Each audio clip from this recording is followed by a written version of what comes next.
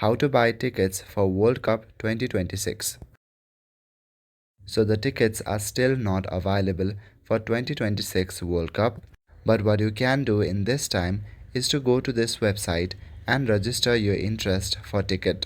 Go to the website fifa.com or simply search for FIFA World Cup Ticket 2026 and this website will pop up. Once you click on register your interest, then you will come to this portal. In this website, it says right here to receive information on how to apply for FIFA World Cup 2026 tickets.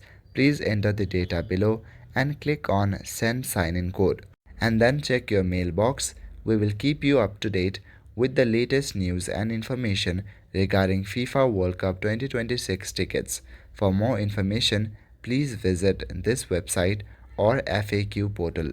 After you enter your mail, click on send sign-in code and a sign-in code like this will come in your email.